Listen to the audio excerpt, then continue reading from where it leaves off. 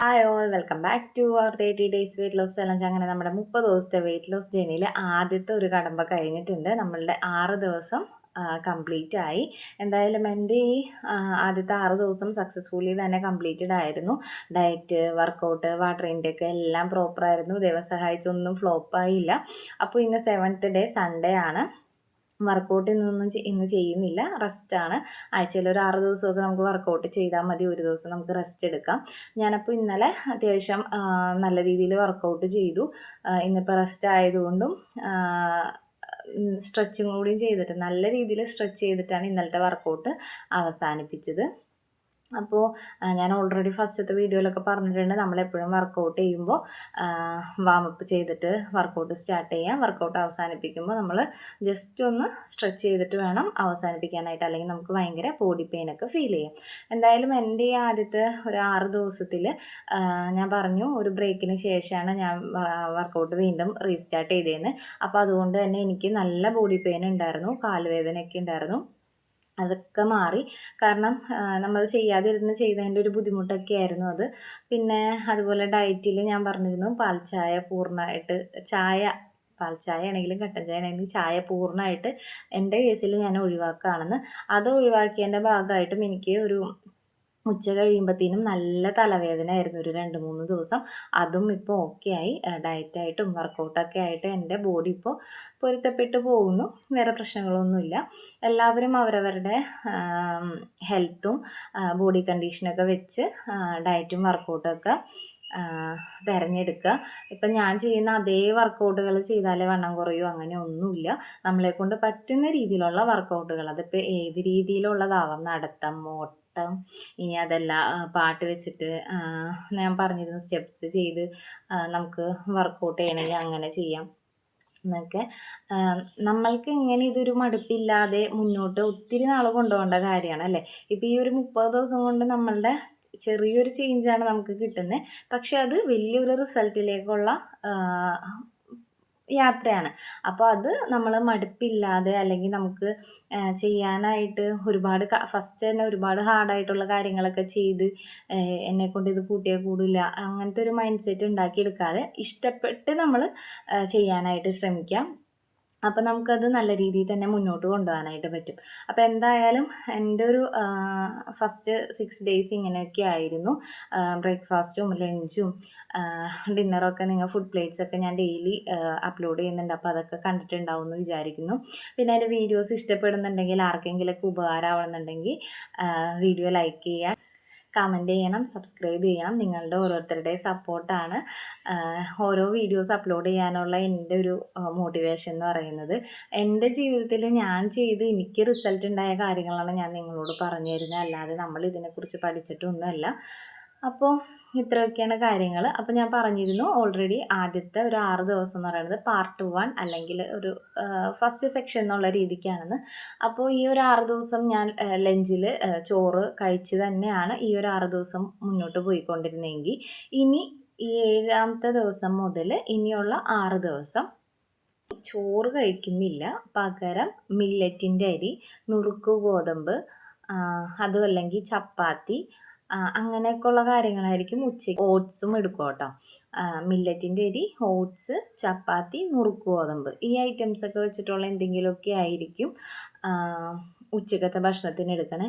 ഇപ്പോൾ മില്ലറ്റ് നമുക്ക് സാധാരണ ചോറ് വയ്ക്കണ പോലെ തന്നെ വളരെ കുറച്ച് ഓട്സ് പോലെ തന്നെയാണ് മില്ലറ്റ് റൈസൊക്കെ. ഒരു ഇത്തിരി എടുത്താൽ തന്നെ അത് ഡബിളായിട്ട് വരും. അപ്പോൾ അതുകൊണ്ട് ഇപ്പം നമുക്ക് മാത്രമായിട്ടാണ് ചെയ്യണമെന്നുണ്ടെങ്കിൽ വളരെ കുറച്ച് അളവിൽ മാത്രം എടുത്താൽ മതിയാവും. അപ്പോൾ അത് റൈസ് ചെയ്യണത് എങ്ങനെയാണെന്ന് വെച്ച് കഴിഞ്ഞാൽ, വെള്ളത്തിൽ ഒന്ന് കുറച്ച് നേരം അതൊന്ന് കുതിരാൻ വെക്കും. എന്നിട്ടാണ് സാധാരണ നമ്മൾ ചോറ് വയ്ക്കുന്ന പോലെ തന്നെ വെച്ചെടുക്കുന്നത്. കുക്കറിലൊന്നും വെച്ച് വേവിച്ചെടുക്കേണ്ട ആവശ്യമില്ല, കാരണം അത്രയും വേവൊന്നും ആയിരിക്കില്ല. അപ്പോൾ ഇനി അത് നമുക്ക് വേറെ രീതിയിൽ നമ്മൾക്ക് ഇഷ്ടപ്പെടുന്ന ടേസ്റ്റിലോട്ടൊക്കെ മാറ്റി നമുക്ക് ചെയ്യാം. ഇപ്പോൾ ഫ്രൈഡ് റൈസൊക്കെ ചെയ്യുന്ന പോലെ കുറച്ച് ക്യാരറ്റും ബീൻസും സവാളയും പിന്നെ അതോടൊപ്പം ചിക്കനോ മുട്ടയോ നമ്മളുടെ ഇഷ്ടപ്പെട്ട ടേസ്റ്റിലേക്കൊക്കെ നമുക്കത് കൺവേർട്ട് ചെയ്ത് എടുക്കാവുന്നതാണ്. അപ്പോൾ നമ്മൾക്കും ഭക്ഷണത്തിനോട് മടുപ്പൊന്നും തോന്നില്ല. നമ്മളും എല്ലാവരെ പോലെയും ഇതൊക്കെ കഴിക്കുന്നുണ്ട് എന്ന വിശ്വാസത്തിൽ തന്നെ നമുക്ക് ഡയറ്റ് മുന്നോട്ട് കൊണ്ടുപോകാനായിട്ട് പറ്റും.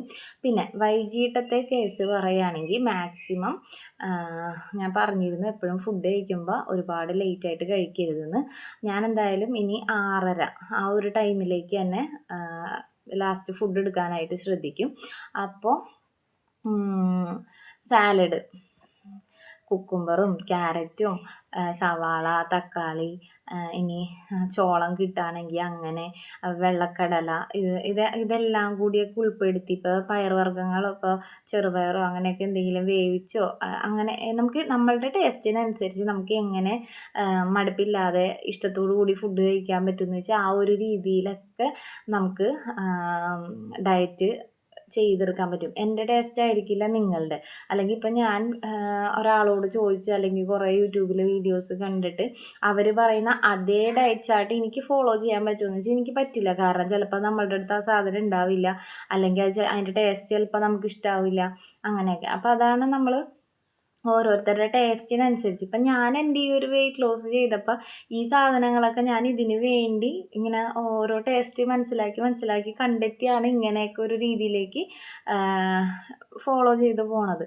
അതല്ലാതെ ഒരാളുടെ നിർദ്ദേശപ്രകാരം എല്ലാ ദിവസവും രാവിലെ ഇത് കഴിക്കൂ, അല്ലെങ്കിൽ ഇപ്പോൾ ഇന്നത് നമുക്ക് എല്ലാ ദിവസവും രാവിലെ വെറും വയറ്റിൽ കുടിച്ച് കഴിഞ്ഞാൽ വണ്ണം കുറയുമെന്ന് പറഞ്ഞു കഴിഞ്ഞാൽ അത് ട്രൈ ചെയ്ത് കഴിഞ്ഞാലും അതോടൊപ്പം നമ്മൾ ഈ പറഞ്ഞ വർക്കൗട്ടോ വേറൊരു നല്ല രീതിയിലുള്ള ഒരു ഡയറ്റൊക്കെ ചെയ്തെങ്കിൽ മാത്രമേ റിസൾട്ട് ഉണ്ടാവുള്ളൂ.